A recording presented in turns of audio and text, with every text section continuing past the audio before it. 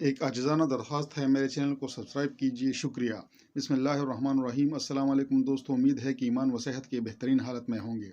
दोस्तों, इशफाक अहमद साहब लिखते हैं कि शादी की 4 साल बाद एक औरत ने अपने शौहर से कहा, हबीब साहब मुझे लगता है ये बच्चा हमारा नहीं है। शौहर ने हैरान होकर बीवी से कहा, कैसा क्यों कह रही हो? तुम्हारे मन में ऐसा ख्याल आया ही क्यों? बीवी ने कहा, खुर्शीद साहब मैंने यूं ही नहीं कहा, हर बात की कुछ ना कुछ वजूहात होती है। आप लड़के को गौर से देखिए, उसकी शक्ल ना आपसे मिलती है न ही मुझसे। बात सिर्फ शक्ल की नहीं, न उसका रंग हमसे मिलता है, न ही आदत मिलती है। हमें अपने बेटे का डीएनए टेस्ट करवा लेना चाहिए। ये बच्चा हमारा है ही नहीं। ये सुनते ही हबीब साहब ने एक रिक्शा किराए पर लिया और दोनों मियाँ बीवी बच्चे को लेकर अस्पताल की तरफ रवाना हुए। उन्होंने डॉक्टर अमजद से फ़ोन पर ही अपॉइंटमेंट ले ली।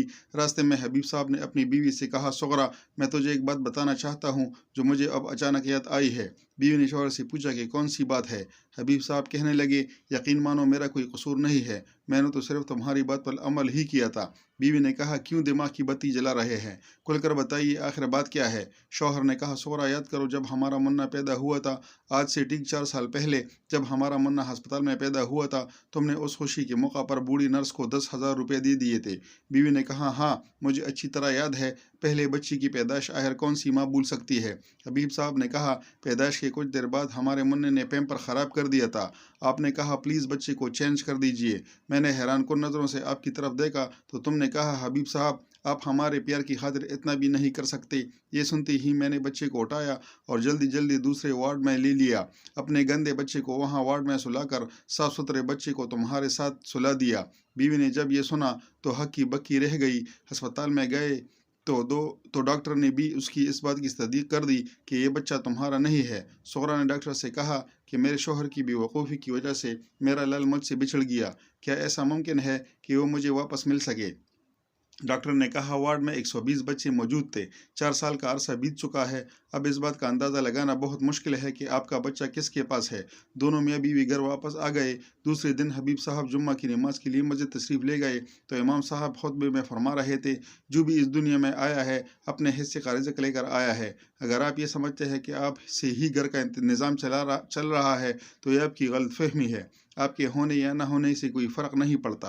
हबीब साहब ने दिल में सोचा कि मौलवी साहब ने बड़ी अजीब बात की है। मैं घर की कफ़ालत कर रहा हूँ, बीवी बच्चे का पेट पाल रहा हूँ, अगर मैं ऐसा न करूँ तो घर में फाका पड़ जाएंगे। ये कहकर उसने अपनी करियाने की दुकान बंद की और बगैर बताए घर से कहीं दूर जंगल की तरफ चला गया। जंगल में उसका एक दोस्त राजा डाकू रहता था। हबीब साहब अपने दोस्त के साथ वहाँ रहने लगे। सोहरा ने अपने शौहर की गुमशुदगी की इत्तला पुलिस को दी। पुलिस कई दिन तक हबीब साहब को ढूंढती रही मगर वो न मिले। मोहल्ले वालों ने सोहरा को अकेला न छोड़ा। एक स्कूल की प्रिंसिपल ने उसे उसके बच्चे को बगैर फीस के दाखिल करवाया और सिर्फ यही नहीं बल्कि उन्होंने सोहरा को उसी स्कूल में टीचिंग की जॉब दे दी। गांव की चौधरी ने सोहरा को बेवा समझते हुए उसके बेटे के नाम 10 एकड़ ज़मीन अलॉट कर दी ताकि वो किसी की मोहताज ना हो। सोहरा की गुर्बत ख़त्म हो चुकी थी। 2 साल बाद हबीब घर वापस आया तो उसे ज़िंदा देखकर सब हैरान हो गए। हबीब ने बहाना किया कि मुझे डाकू अगवा कर ले गए थे। हबीब ने महसूस किया कि उसकी बीवी उसकी वापसी पर खुश नहीं थी। उसका बच्चा अच्छे स्कूल में पहले से तालीम हासिल कर रहा था। घर में भी अच्छा फर्नीचर था और एसी भी लगा हुआ था। एक हफ्ते तक सोहरा ने जब उससे बात न की तो हबीब ने बीवी से कहा, तुझे क्या हो गया है? क्यों मुझसे बात नहीं कर रही? सोहरा ने कहा कि आप वापस आए ही क्यों? आपके जाने के बाद हमारे दिन फिर चुके थे। मुझे डर है कि चौधरी अपनी ज़मीन वापस ही न ले ले। आपके होते हुए तो एक मरला ज़मीन नहीं खरीद पाए, जबकि अब मुन्ने के नाम 10 एकड़ ज़मीन हो चुकी है। पहले मेरा बच्चा मुझसे जुदा किया और अब हमारी ज़िंदगी की ऐश व इशरत ख़त्म करने के लिए वापस आ गए।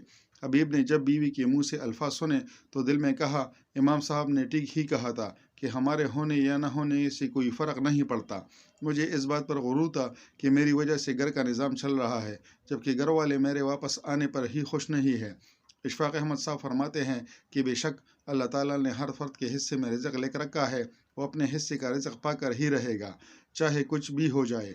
ये बात रोज़ रोशन की तरह आया है कि किसी भी शख्स की दुनिया में आने या जाने से किसी का रिज़्क कम या ज़्यादा नहीं होता। अल्लाह ताला ने जिस इंसान के हिस्से का जितना रिज़्क लिखा है इसे वो अता करेगा, चाहे किसी भी शक्ल में ही क्यों ना हो।